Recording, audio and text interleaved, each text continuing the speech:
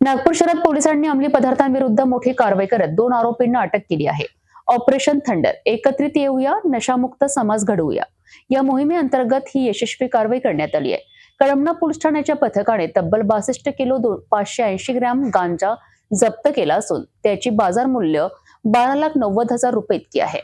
Police आयुक्त doctor Ravindra Kumar single यांच्या संकल्पनेतून सुरू असलेल्या ऑपरेशन थंडर, एकत्र येऊया, नशामुक्त समाज घडवूया 2.0 या विशेष मोहिमेचा प्रभाव नागपूर शहरात वेगाने दिसू लागला आहे.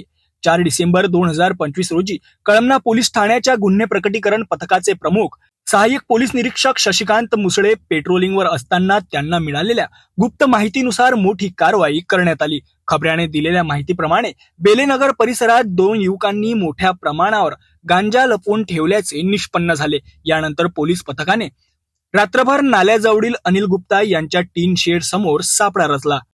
दुपारी सुमारे 2 वाजण्याच्या सुमारास हर्ष पांडे आणि मोहम्मद सोहेल हे दोघे आरोपी ऍक्टिव्हा मोपेडवर घटनास्थळी आले. त्यांनी गांजाच्या पिशव्या वाहनावर ठेवताच पथकाने त्यांना रंगेहात पकडले.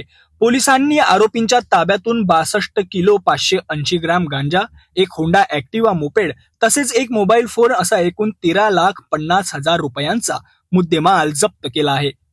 प्राथमिक चौकशीत हा गांजा ओडिशा राज्यातून आणल्याची माहिती समोर आली आहे. प्रकरणाचा पुढील तपास सहाय्यक पोलीस निरीक्षक शशिकांत मुसळे करत आहेत. माननीय पोलीस आयुक्त श्री रवींद्र कुमार सिंगल सर यांच्या मार्गदर्शनात नागपूर शहरात ऑपरेशन थंडर ही मोहीम राबवल्या जात आहे. त्या अंतर्गत सर्व प्रकारचे ड्रग्ज याच्यावर अतिशय कठोरपणे ड्रग्ज विक्रेते, ड्रग्ज बाळगणारे यांच्यावर अतिशय कठोरतेने कारवाई सुरू आहे.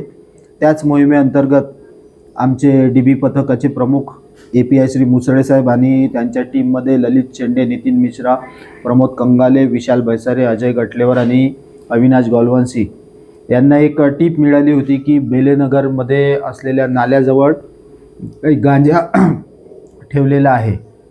त्यामुळे त्यांनी त्या टीपवर काम करून तिथे सापळा रचला आणि सापळा रचून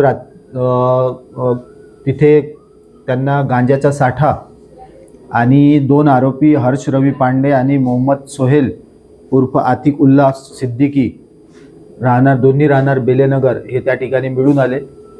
त्या ठिकाणी NDPS कायद्याअंतर्गत कारवाई केल्यानंतर एकूण 62.560 किलो गांजा त्या ठिकाणी मिळून आला.